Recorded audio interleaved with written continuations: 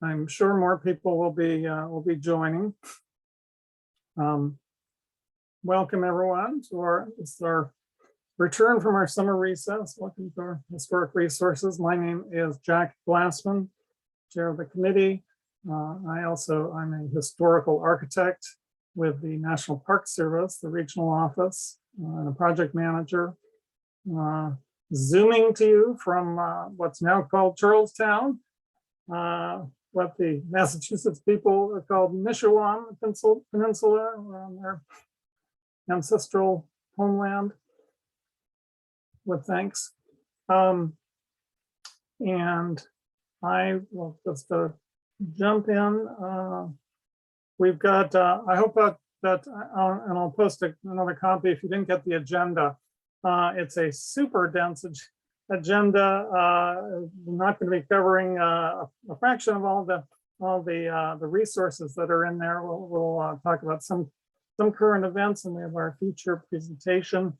But do please check it out, especially we don't get to actually going through the announcements for an incredible array of exciting events, symposia, tours, conferences that are coming up just within the next month or so, and beyond. So if there's time, we can talk about that as well. Also, and we'll get to the I didn't really sort of curate it and formally, but if any of you have projects or anything that you do want to share, either in words and or in pictures and sharing screen, then I certainly encourage you to do that. It's sort of we do that from at least once a year, kind of as a potluck, and this seemed like after our summer break would make sense. So I did want to just note the passing of Robert Barrier, who was one of the founders, a legendary architect, pioneer in adaptive use and preservation, co-founder of what was called the Boston Architectural Team, and then the Architectural Team. They're located at the Chelsea, at the Admiral's Hill hospital site. I knew, I guess back in my 20s, I was working for Stephen and Bradley. I knew him just by reputation as a sort of a formidable competitor for our two offices, Stephen and Bradley, and an architectural team, going after projects that are adaptive use of mills and factories and schools for housing and for office institutional use. What I didn't know is that he was also known as an influential mentor, not only to up and coming for architects, especially for preservation, sort of preservation practice, but I guess he was also sought out in terms of his expertise, from the development community as well, in terms of real estate development. And there's a little quote I flipped there from the office, revere for a strategic and creative approach.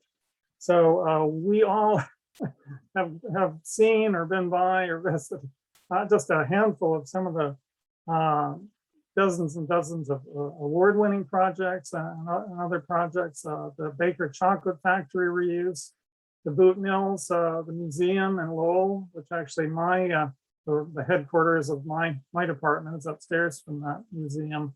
The China Trade Building, Building 114 of the Navy Yard. There will be, I had hoped my old friend Michael Liu, who's a longtime principal of the firm, couldn't come today, but we will have a chance in November. We will be featuring the Rope Walk apartments. And so the project, one of the project managers who worked with Mr. Verrier on that will present, and I think there'll also be time more sort of reminiscence probably about Mr. Verrier then. So so stay tuned for that. So moving from that sad news to a much happier privilege for me to welcome and introduce Ken Subak, you see Boston's District 8 City Councilor, representing Mission Hill, Longwood, Audubon Circle, Fenway, Kenmore, Back Bay, Beacon Hill, and the West End.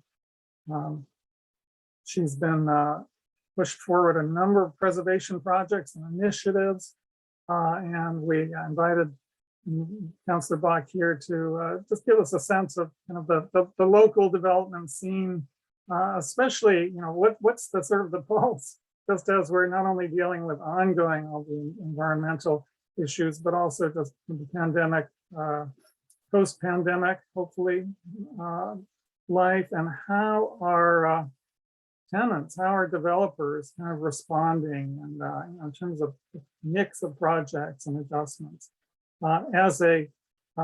Leading up to that, as a citizen, Kenzie Bach helped lead the successful ballot initiative to enact the Community Preservation Act, CPA, in Boston, for Boston. And she currently serves as the CPC vice chair, which incidentally has 3 candidates for mayor on the committee. Prior to city council, she was a senior advisor for policy and planning at the Boston Housing Authority. She continues to serve on the board of the Massachusetts Affordable Housing Alliance and on the vestry of Trinity Church in Southgate Square. She happens to be the youngest serving city councilor, and her continuing priorities include housing, affordability, both rental and home ownership for families and seniors, inclusive, improving infrastructure, transportation, ensuring excellent schools, making Boston a model. We hope to tackle climate change. So, I would also add she was the co-author of a home rule petition in City Council to make what's really, it's interesting that it's a common play. It's basically tweaking the enabling legislation which created the Boston Landmarks Commission in 1975, the chapter 772, the Acts of 75 as amended, but to really make it more inclusive in terms of the Landmarks Commission's ability to designate and landmark buildings, sites that are of local significance. And the benefit of that is it really will encompass more buildings that are important to the history of Boston's, say, historically Black or immigrant neighborhoods. Whereas, as it's been, there are a lot fewer options. The demolition delay is only a temporary reprieve, for example. So perhaps she'll give us an update on that as well. So just an honor to welcome Kenzie Bach, City Councilor. Thank you so much, Jack. I'm getting feedback. One sec. Can you hear me? Oh, great. Yes. Could I stop? I can stop the share or the map if you like. And yeah, sure. Maybe that seems good. Folks can see me in the flesh, or at least 2-dimensionally. Good morning, everyone, and thank you, Jack, so much for inviting me. It's a pleasure to be here, I want first and foremost just to introduce myself to this community. There are some folks on the call, Lynn and Greg, who I know well, but definitely, although I represent a district of the city, I do see it as one of my roles on the council to really push for historic preservation, adaptive reuse, and kind of good resources on the historic side all over the city. So I definitely want everyone on this call to feel like they can reach out with something interesting going on, or something that they're looking for support on. So I'll tell you a little bit more about myself, and then jump into some of the things that we're working on. I grew up in Boston.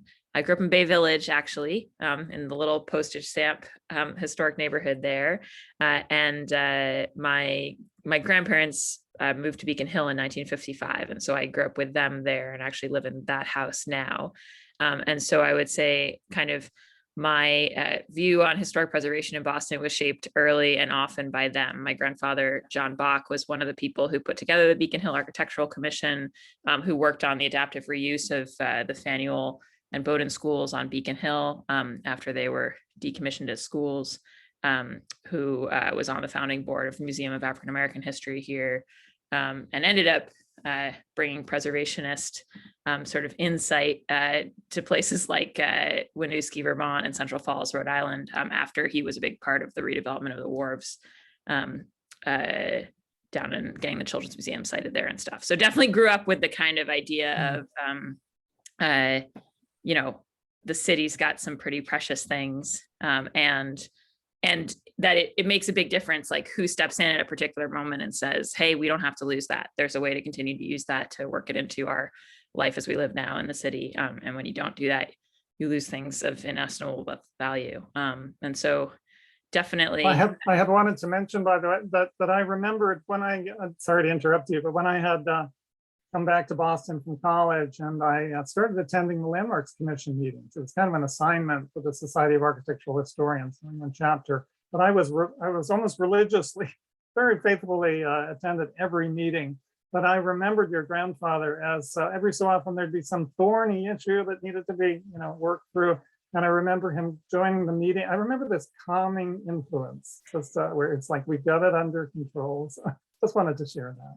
No, I really appreciate that. No, he was wonderful. And I think, you know, definitely for me, getting to work on the Community Preservation Act campaign was very much a sort of following in his footsteps, in the sense that he was a huge advocate for historic preservation, also a huge advocate for affordable housing, and for environmental things, right? So he like chaired Mass Audubon at one point. He helped found CHAPA. And so I think like that sense that I got from him that I really try to bring to the city today is, you know, sometimes historic preservation gets caricatured as being about kind of, you know, preserving the city in amber in a way that isn't related to those core interests folks have of affordable housing and open space and kind of like a livable city. And in fact, it can be so closely intertwined. And that was definitely, that sort of all the above approach was definitely something my grandfather brought. So I mentioned him because I think he's been really important in shaping my views on this. The other thing to know about me pre-city council is that I did go to Cambridge, England, and get a PhD in history. So I think I'm the first PhD historian on the city council. Haven't done the full homework on that, but I'm pretty sure, since they only started granting PhDs in America a century ago, I think I'm safe. But yeah, so my work there was actually in intellectual history, history, philosophy stuff from the 20th century. And I think, you know, again, and relevant to this work, brought a couple of things. One is just the importance of archives. And I know that obviously this is the BSA and we talk a lot about buildings, but often to really know the story of a building, right, and reconnect that and sort of bring it to life for people, the keys are in some dusty documents somewhere. And so one of my other little efforts in the city has been trying to think about how we resource the archival component of public records, because I think that's so important if we want to go back and tell a more capacious history about Boston. And then the other thing is that because I was doing mostly mid-20th century, sort of right around the Second World War, intellectual history, spent a lot of time running around Britain and America, sort of like saving records that people had in their basement somewhere that hadn't yet made it into an archive. And that gave me a real appreciation for the fact that there's this key moment where something is like just becoming history, but it's still sort of regarded as just like old, not especially special stuff, where you can lose a lot of things if someone doesn't intervene. And so I think about that in terms of that moving lens of kind of what counts as history to be preserved, and how we make sure that, you know, even when we're thinking about mid-century stuff, that we make sure that that something from that era stays with us. So yeah, that's a little bit about me before becoming a counselor. I came back from finishing the PhD, was working on my academic book and sort of maybe drifting in that direction, and then got deeply sucked into the Community Preservation Act campaign. And from there went to work for the BHA and ran for council. And here I am. I wanted to talk about a few of the initiatives that we're working on in my office on the historic preservation side, and then to Jack's nudge, just a few of the broader things about the development landscape that I'm seeing. So Jack just mentioned, we had a working session yesterday, so I was on a call with Lynn and Greg less than 24 hours ago, really trying to bring that idea to fruition of changing the standard for the Boston Landmarks Commission so that it can landmark buildings of local significance.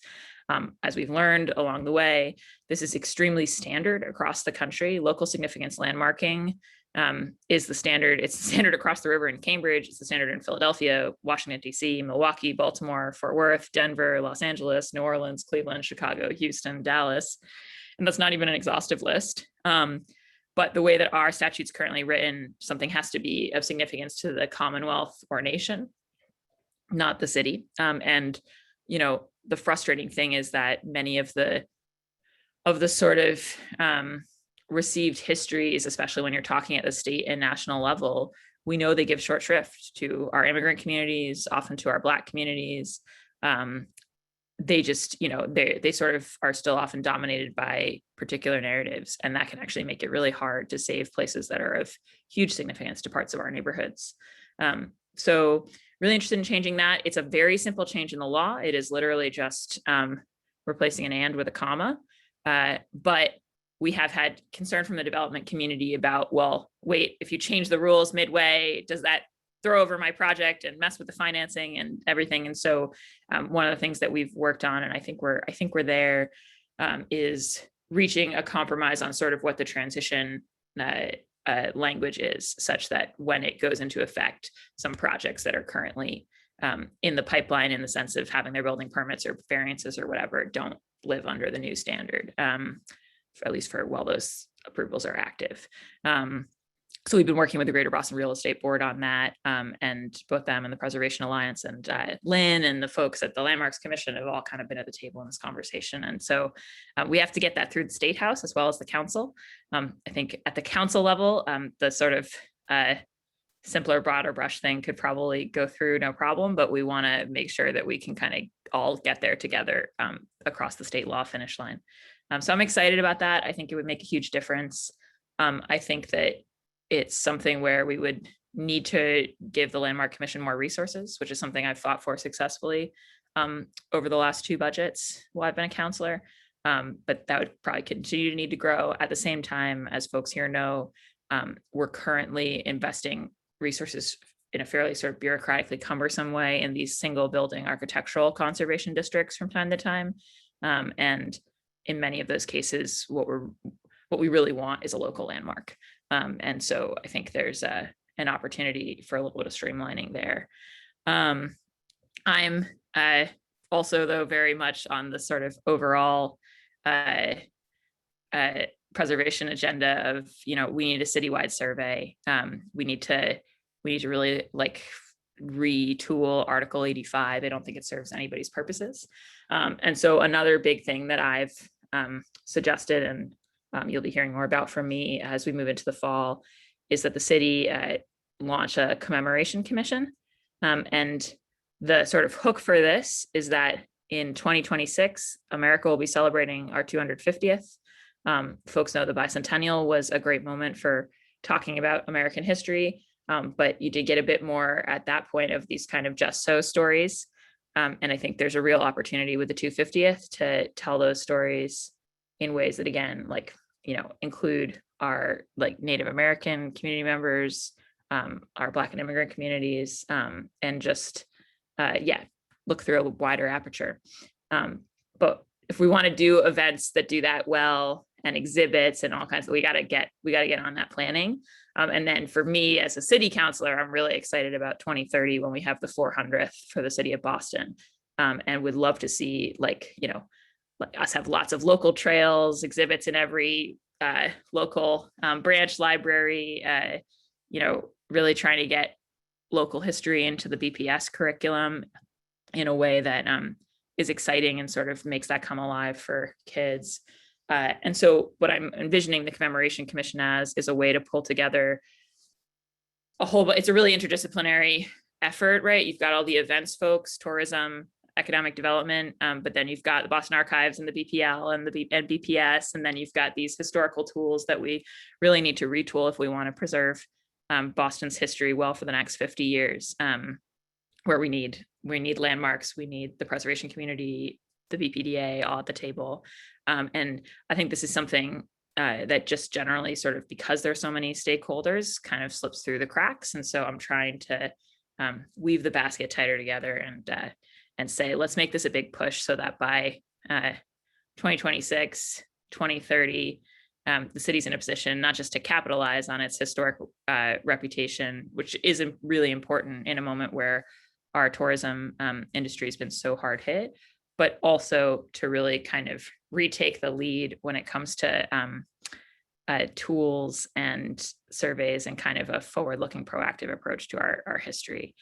So that's a major agenda of mine. It has a lot of component pieces, but it's something that obviously I'd love everybody here's help and support on along the way. So those are a couple of the historic preservation things that I work on. As mentioned, I'm on the council's Community Preservation Act committee. I'm a vice chair there. And I did, before I was a counselor, I ghost wrote the statute for the city application after we won the ballot question. I wish I were the vice chair of the CPC, Jack. I'm not on the CPC. We appoint people to the CPC, so I don't get to actually vote on the projects at that level, but we do vote on them obviously when they come as a package. My apologies. I'd read that and I was going to say it, but then I sort of wondered somewhere back. Sorry. Yeah. Well, there was a brief moment where I thought I might actually get to effectively serve on the CPC because I was working for Kate Bennett at the BHA and she has one of the seats and we were just setting it up and then I ran for office. So I never really got to even staff her on that. But yeah, so those are some of the historical things we're working on. And then I'll just say a couple of words about what the sort of local landscape looks like from where I'm sitting right now. And then happy to throw open to questions. I hope it's okay to have taken a fairly informal approach to this morning. Yeah, I don't think I'm telling anybody anything that they don't already know when I say that literally everyone wants to build lab right now. That is I feel like basically every developer conversation that I have at the moment. And I have a lot. So I represent, as Jack mentioned, the West End through Back Bay, Beacon Hill, Back Bay, Fenway and Mission Hill. And so especially in Fenway, I have an enormous amount of lab being proposed and is really sort of moving out of the Longwood area along Brookline Ave. We've actually set up a Brookline Ave CAC to really think about that use and sort of the development of that whole corridor across from Fenway Park, trying to do that in a more holistic way. I think that there's a bunch of things on my mind in relation to that. One of them, of course, is that lab is tough for adaptive reuse, or at least is thought to be so. I mean, a thing that, I would love this community's perspective on. And, if any of you have great examples of where it's fit into historic buildings, I think that's something that this community wants to think about, because otherwise I think the more that's the square footage use across the city, the more of a challenge I think it may be for preserving some of our buildings.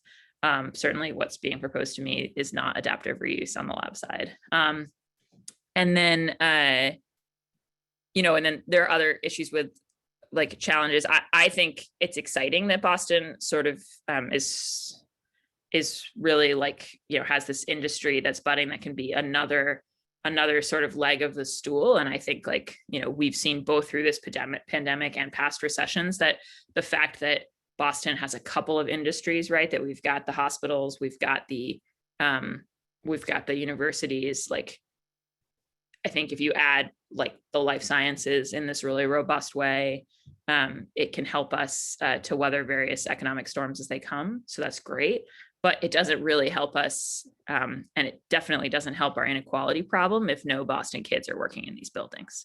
And that's a major concern of mine. And it feels like a moment where we've got to solve for that.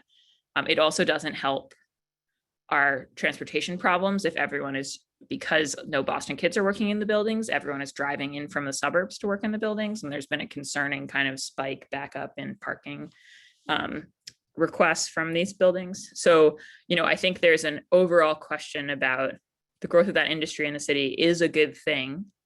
We want industries to grow in the city. I think I have some council colleagues who are a little more concerned, but I think fundamentally it's good, but it's only good if we sort of shape it in ways that create local jobs and that are paired with local housing that's accessible at different levels. And so I think that's a big thing on the horizon right now. I'm also really trying to make sure that the workforce development dollars that come out of linkage in these projects don't just get kind of frittered away on small random things that don't seem to be creating that pipeline. Like what we need is a real dedicated focus probably that brings a lot of those projects together to fund, like, you know, new serious pipeline solutions to getting Boston workers into jobs in the life sciences industry. And nobody's really cracked that nut yet.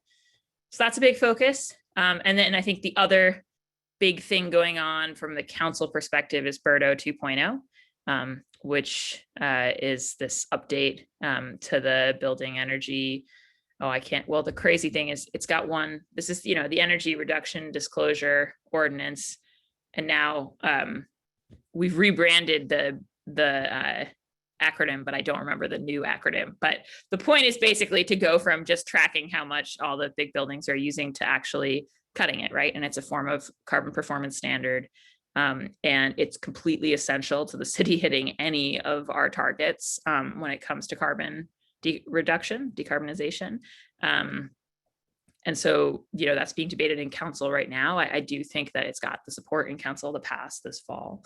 And I think that a huge piece of that puzzle, because it's not from that point going to just be about what's a building's carbon footprint when it is built, it's going to be about sort of like a moving target going forward.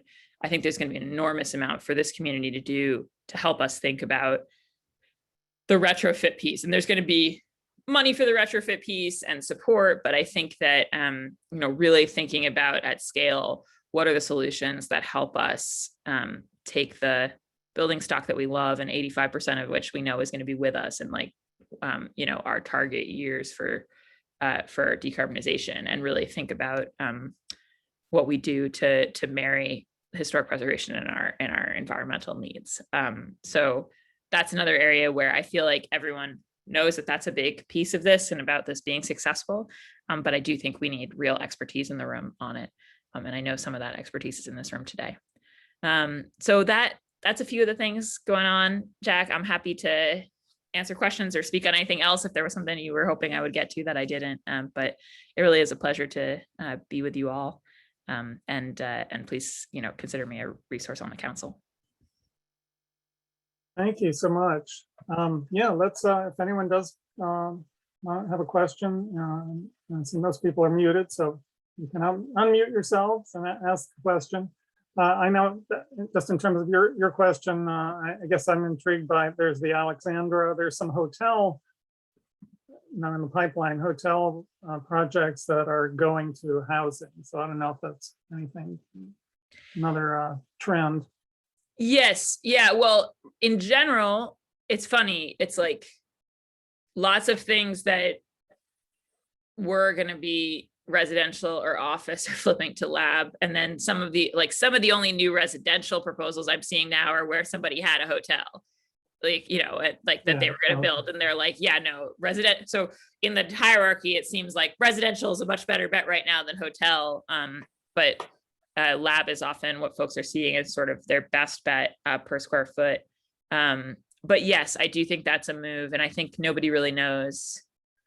It's interesting. What I've heard from folks is an expectation that hotels like will come back.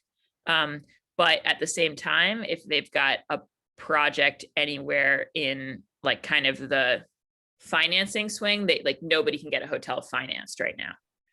And so therefore, even if they think that there will be a need for more hotel beds in like 5 years from now, there's too much uncertainty to get those things financed.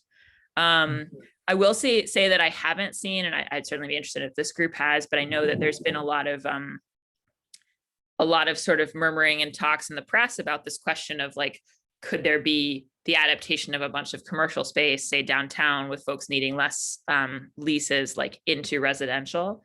I haven't seen moves like that being made yet. The hotels that are being proposed to switch to residential are not yet built.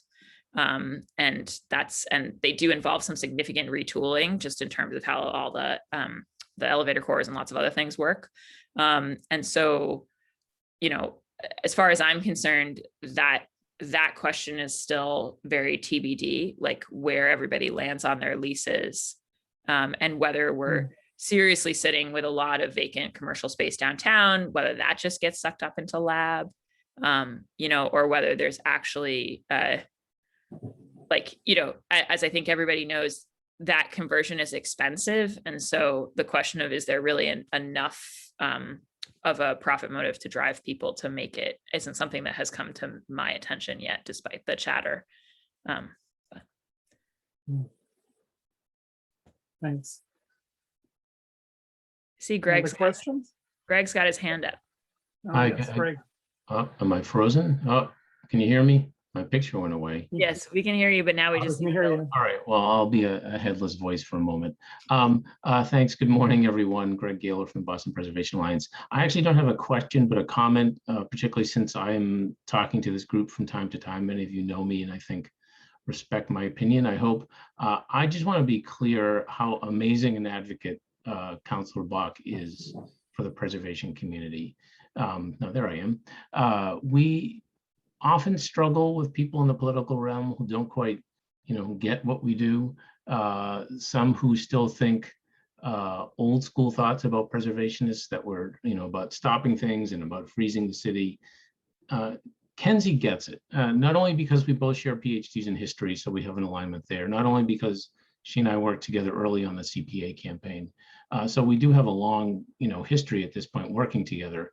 But, partially, I think because of, her growing up in a historic community, as she mentioned, but she totally gets it and is also incredibly politically savvy and a great guide. I think Lynn would agree in helping us get some of these changes that we've been trying to get.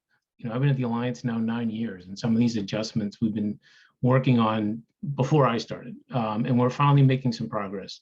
The growth in the Landmarks Commission budget is something that we've worked with Councillor Bach step by step in a very strategic manner to build and continue to grow. And we've built some momentum. And additionally, Councillor Bach has brought along other council members along with her.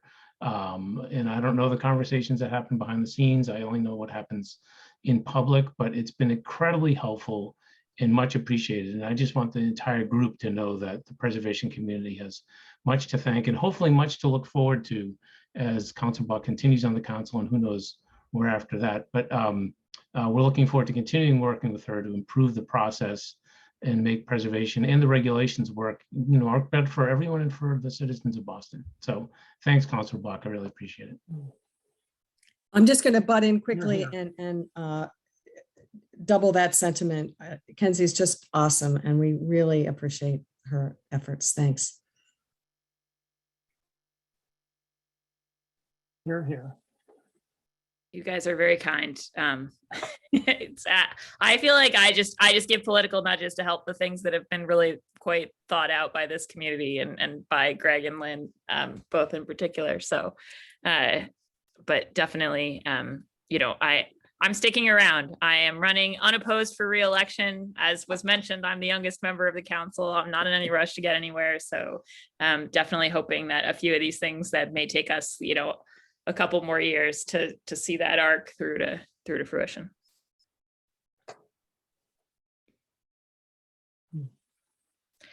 Now, Jack, I know you've got a busy agenda, so. Yeah.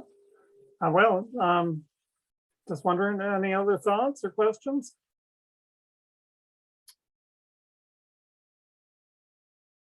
I guess hearing none. Thank you again. I really, really appreciate it. Oh, it was great. Thank you so And much. I'll look forward to, we'll stay tuned, as they say. Please do. And please don't hesitate to reach out. I'll put my email in the chat. That's the best way to reach me in my office, I would say. There we go. But yeah, any any outreach is always Okay. welcome. So thank you, Jack. Thanks for having All me. right, I see that in the chat. Thanks again. All right, I'm gonna go share my screen again. Go.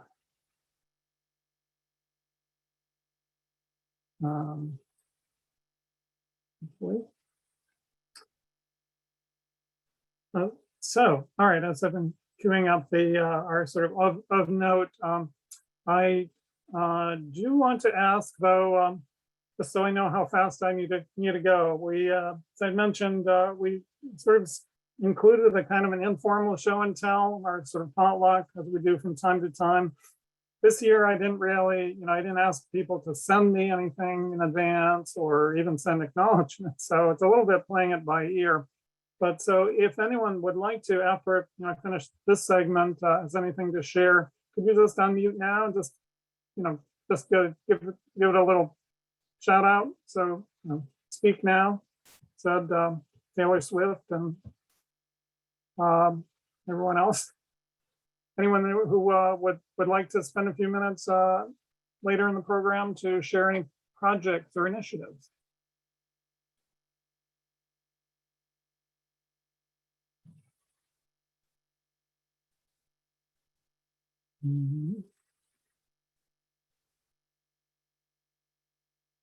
Okay, well, it's not a drop dead date. If the urge arises later, then we'll do that when we get to that point.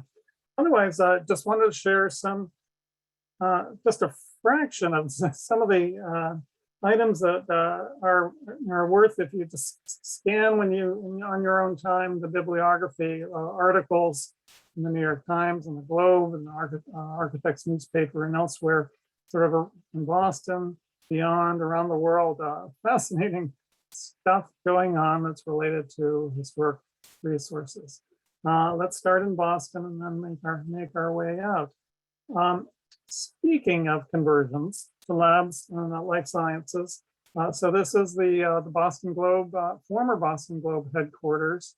The atrium you're looking at, upper left picture, so the rendering below from Nordblom, and then the atrium as it's now or recently, that was where the printing presses for the Globe were, obviously converted into kind of a commons space. The news on that, and they call it, it's been marketed as the Beat. They hold this, newspaper, it's some thousands of square feet. 4 stories, 700,000 square foot campus with interior spaces of varying heights, columns, and character. So the news on that is that they've attracted the Beacon companies as a second investor. So this new kind of insertion of capital, and then also this realignment to focus on life sciences. So their plan would be that this atrium would become kind of an indoor village green, where the 2,000 or so workers will eventually would fill the building to mingle. The planning as amenities, a food hall, basketball court, game room, and a 12,000 square foot fitness center, parking, local brew pub operator possibly. So anyway, it's be an exciting development when all is said and done.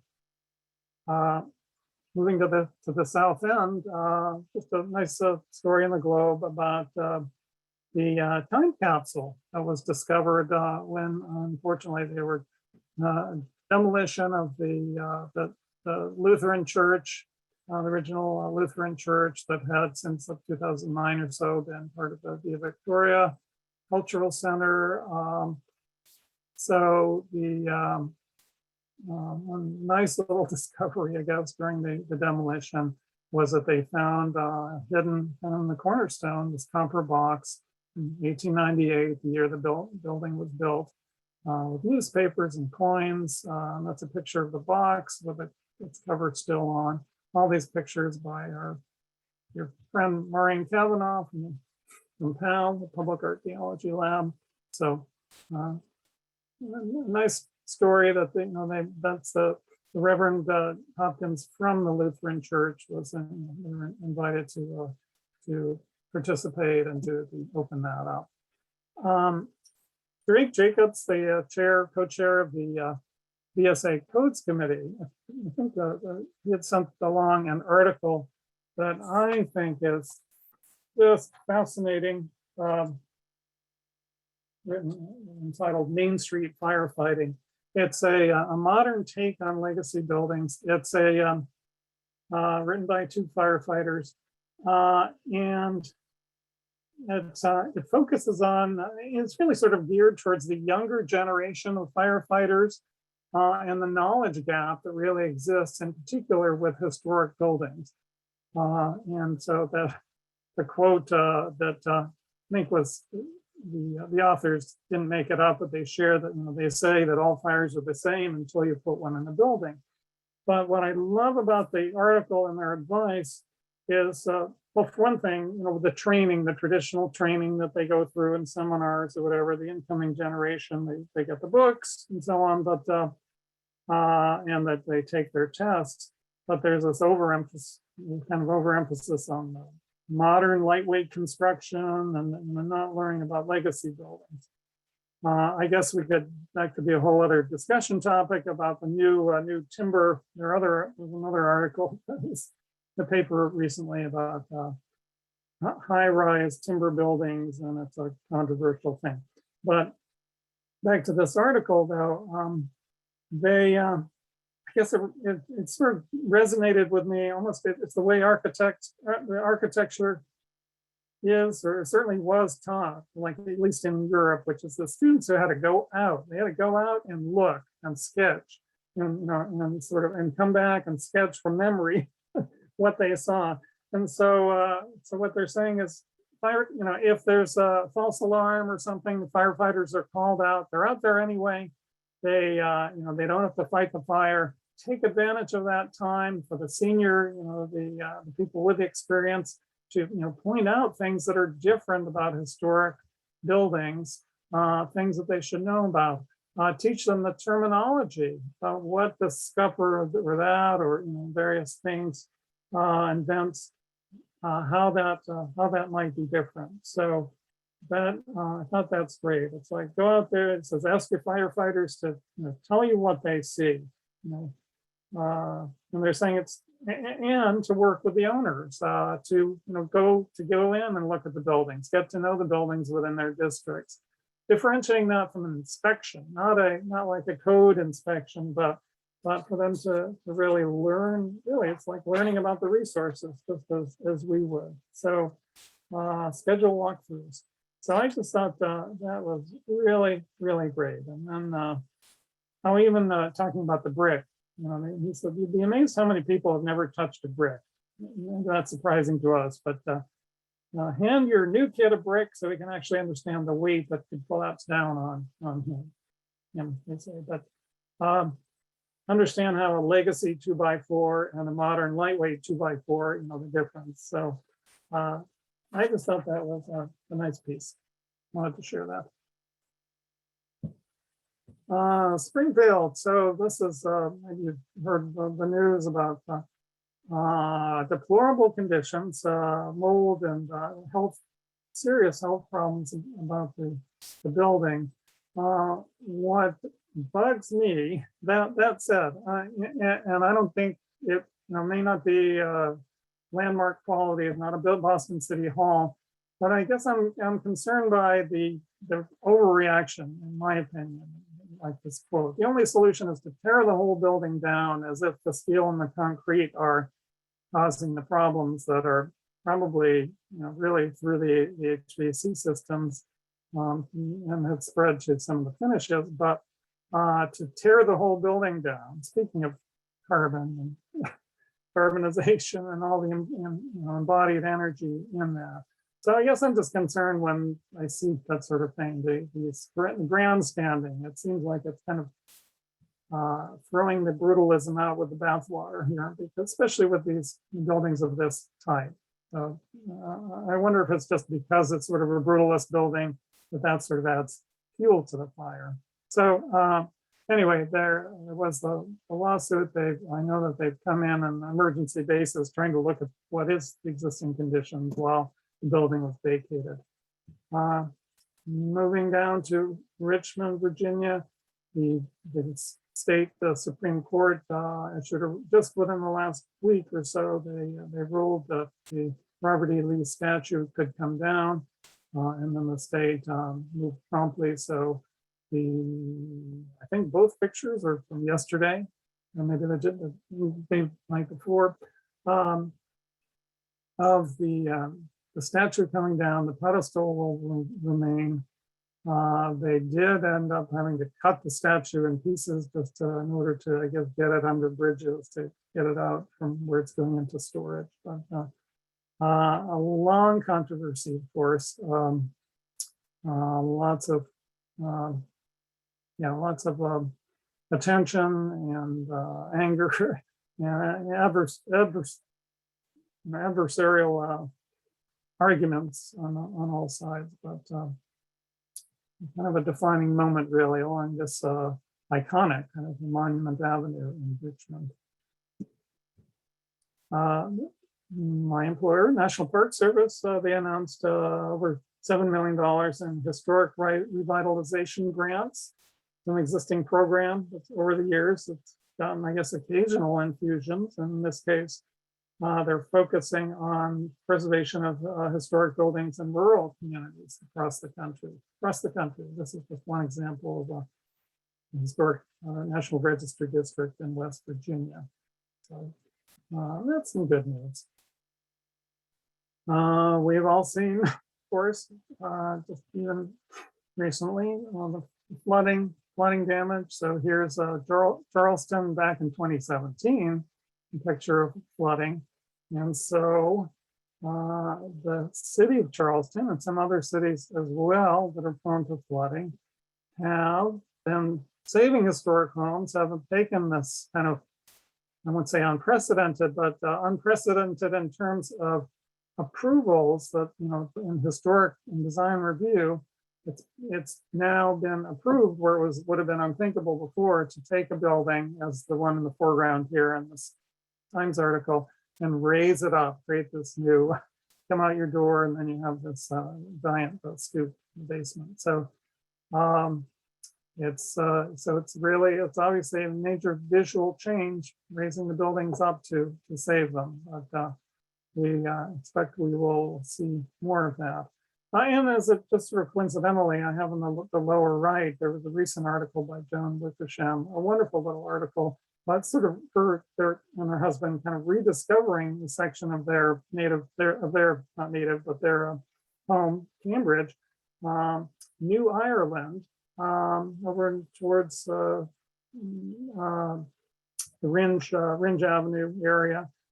It was an Irish immigrant area, and it was all these sort of flats, but muddy flats, where there was lots of clay, where brick making, it was hard, obviously difficult, hard work, and Irish immigrants worked on that. But because it regularly flooded, so here's a little inset that was from Globe Illustration, they collaged it, but from the records, and it's written up in the Cambridge, the inventory, the survey, the neighborhood. But they in fact historically raised up the buildings to protect them from flooding. So here are pictures from Washington, D.C. A wonderful collaboration between Catholic University and Ham's House Studio, which is Massachusetts-based, creative studio that's done preservation and art and cultural kind of heritage renewal. It's probably not a good description, but anyway, this collaboration, they created a historically kind of accurate and appropriate replica of one of the trusses from Notre Dame, the truss number 6. It was erected on the mall, the campus mall, Catholic University, in a barn kind of raising traditional sort of raising of the truss bent. It was then deconstructed and then reassembled. Here are these upper pictures on the top left and right on the National Mall. And then it was moved to where it is now for, I'm not sure how long, but it's now in the National Building Museum on exhibit. So it will ultimately be a gift back to France. Just as a, I don't know if it'll be incorporated in the reconstruction, but it was a painstaking traditional detail. In Berlin, the Mies van der Rohe 1968 building that needed to be kind of renewed and updated in terms of modern services. This 1968 building, the National Gallery, has a number of exhibits that are on, and as part of its reopening, including this Calder exhibit, Alexander Calder. So nice to see that bit of modernism. And this sort of came across my computer. I just couldn't resist this incredible trompe l'oeil. The artist goes by J.R., French artist. This is the Palazzo Farnese in Rome. That's it's an educational, it's sort of satellite educational. I forget which school is involved. Someone could help me out there, but I just thought it was incredible.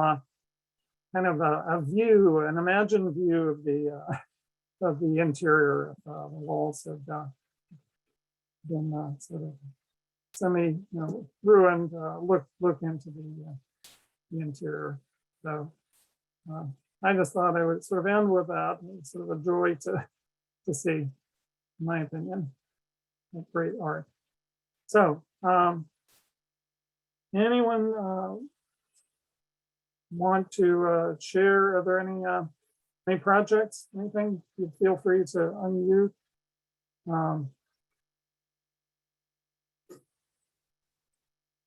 While you're thinking about it, I'll just show a couple of my current projects. So I've been having more fun with SketchUp modeling. These are some 3 outbuildings for Appomattox Manor, which is in near Petersburg, Virginia, at City Point, and James River. And so I get to work on not just the mansions, but this is the dairy and the old smokehouse and the new smokehouse, and building them in excruciating detail. The model and the stripes on the interior are showing kind of the original weatherboards from the inside, unpainted, and then some of them that were flipped around, exterior to interior, and some new infill. So that's where you see this sort of brown and white stripe. But anyway, one advantage of preserving and keeping these is that it's telling a fuller story of, in this case, where the enslaved people were put to work on this this plantation manor that was during the Civil War. It was actually taken over, became General Grant's headquarters, and the port just a quarter mile away was actually turned into, in the course of a week or two, like the busiest city, I think, in the United States in terms of all the port activity, all the things moving in as a depot. So,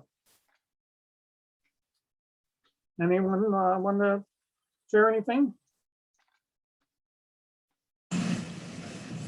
Hi, Jack.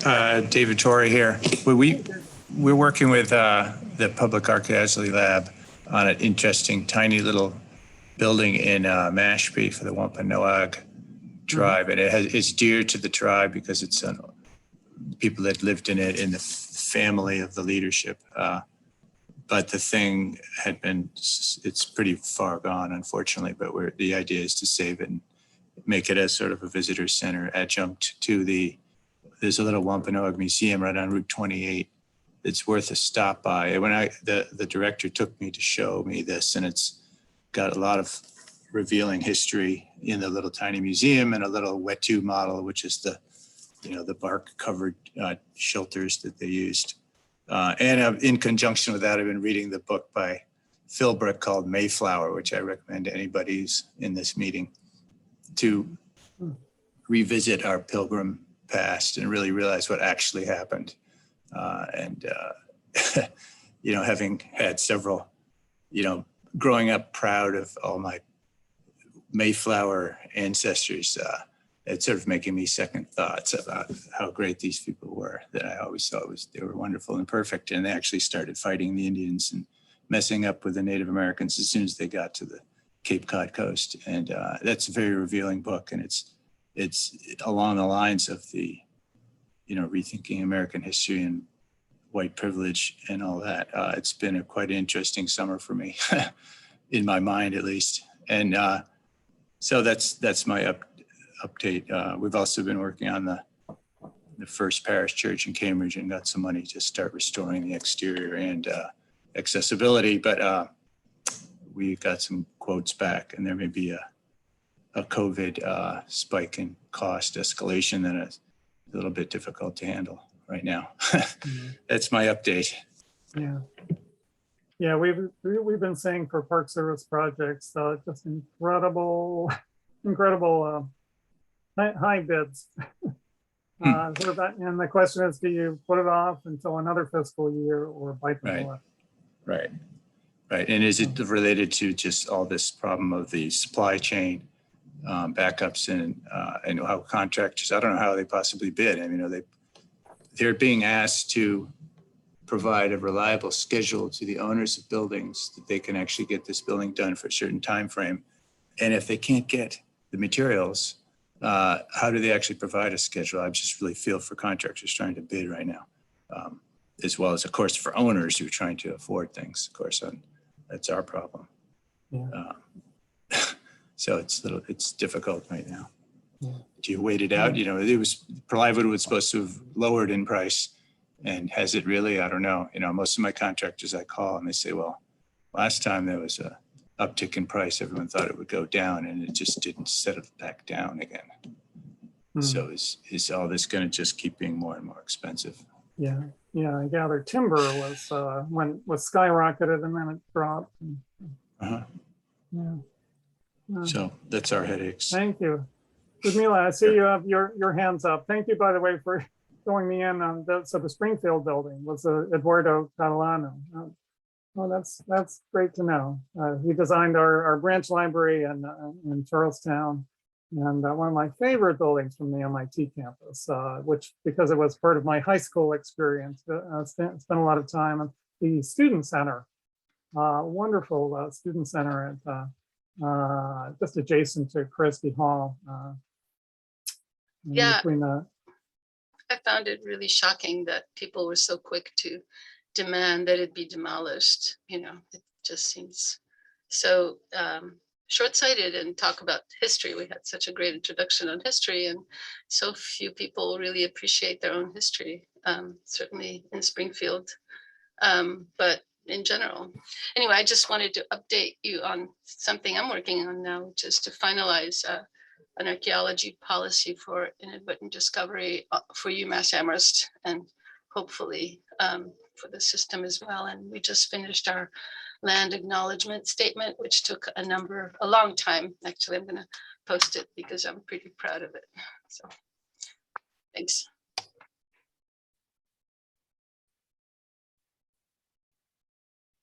We actually took a number of years. We have a really wonderful Department of Anthropology, and also a program for Native Studies. So the Native Advisory Council, publishing the Native Advisory Council, I think, is the most important part of this policy and land acknowledgement, that we now have the relationships to actually support regeneration and support Native American communities in a positive way and learn from them rather than just try to do less harm. And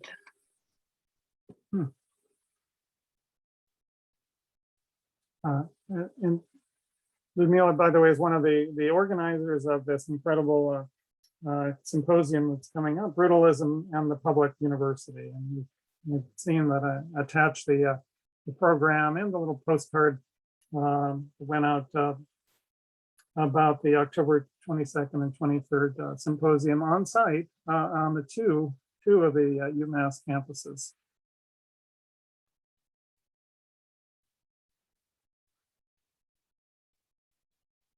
And Nicole, thanks for the much better explanation about Hand's House Studio. And yes, they're Raise the Roof documentary. She describes that recreating this heavily decorated timber roof, including interior decorative paintings. And there was actually a show at of that work number of years ago at the Vilna Shul in Beacon Hill. A beautiful work, and it was mounted in different ways within the available space at the Vilna Shul, which David Torrey worked on, among others.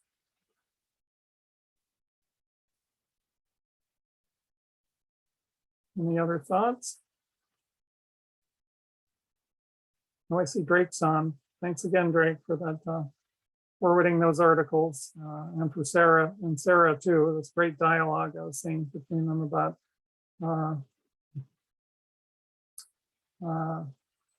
building technology through the ages, and especially in fireproof construction. Anyone else?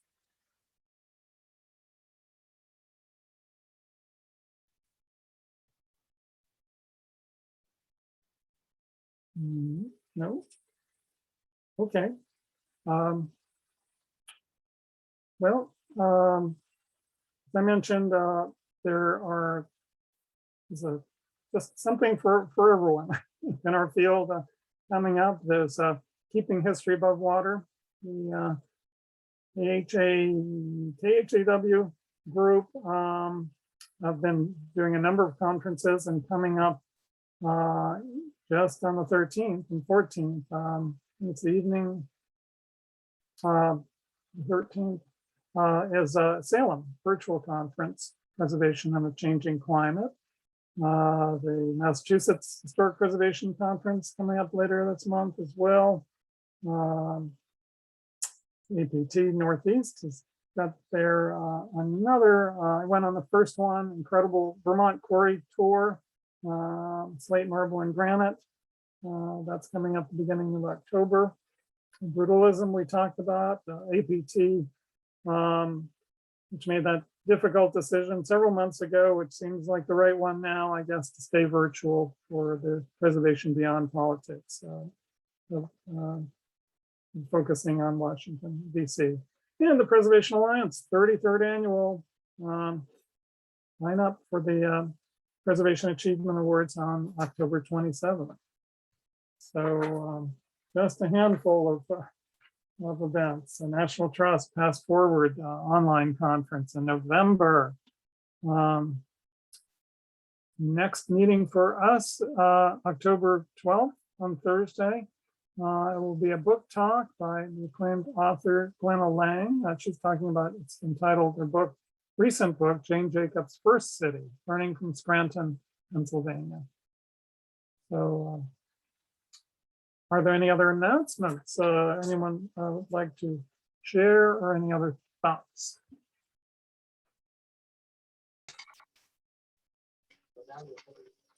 Jack, would this be a good time for me to do a quick story about the UMass Bird Symposium, or? Sure, yes. Go ahead. I'll be happy to go through the website very quickly with you, partly because this whole thing started by students who were following Docomomo and were submitting some of our buildings on the Docomomo's website, and organized a tour a couple of years ago on the UMass campus. And so we kind of were pushed, I think, by our students in some ways to jump into this headfirst. And now we are a full-fledged group from both campuses, UMass Dartmouth, which is a Paul Rudolph campus, and UMass Amherst that has so many, fabulous buildings by some of the best architects, such as Marcel Breuer. We have our symposium that's kicking off with 2 days on both campuses. And because we are faculty and students, we actually had to craft this statement on why brutalism on our campuses, and we've had to learn a lot about the development of the campuses in the mid-century, and are starting to do public campaigns, including videos. We partnered with our Amherst Historical Society on a UMass Brut Bites sessions last spring. And so they're actually 1-hour videos with the Historic Society talking about this modern campus in the middle of a pretty old town that feels different and apart from it, but in fact encompasses it.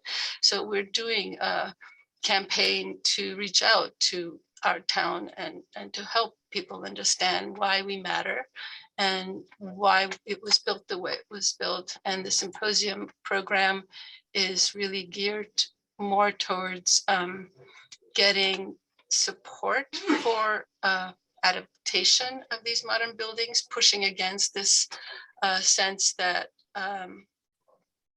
they must be replaced because they're these behemoths that cannot be fixed. So you can look at the names that we attracted to our campus, including keynotes from the Getty Conservation Institute on conserving modern architecture. At my age, I'm now attending the Conserving Modern Architecture program that Getty has, which is virtual starting next week. So I'm going back to school to learn how to conserve concrete. We're going to definitely touch on the brutalist interior. Dartmouth has done some wonderful renovations of the Carney Library by Design Lab that show that it's possible to adapt these buildings and do it well. Designing sustainability is what I have always been pushing for on my campus. And so we've invited some folks to talk about, including Jean Karim, to talk about how modernist buildings can be adapted and must be adapted, especially from a carbon perspective. We have sessions on conserving concrete, and we're actually bringing owners, project managers to talk about the challenges that we've experienced in our campus. We've done at least 3 major sort of sealant and exterior concrete preservation efforts. So we're going to talk about both the challenges. We're not afraid of talking about those challenges, and hopefully we will talk about moving forward. We're bringing Mark Pasnick and Danny Abramson to talk about the importance of not seeing them as obsolete, but understanding the strong bones that these buildings represent. And then hopefully Sarah Felton from DCAM and Mike Boucher from Concili Construction, who did some of the renovations of the Christian Science Center, will talk about how to plan for the kind of conservation program that you can put on the campus. So if you have any questions, feel free to reach out to me directly. I'll be happy to help you in any way, or just to connect you to the resources that we're developing on our campus. Thank you. It's gonna be wonderful. Anyone else? All right, I guess we should let you all get to work. Thank you. Thanks, everyone, and good to see you next month. So have a great great September. And Jack, can I say one more Thanks, thing? I Jack. see Susan Schur is on the call. I finally finished reading the conference proceedings from the Plastics and Architecture Conference that she organized last spring. Really helpful, very comprehensive. So thank you.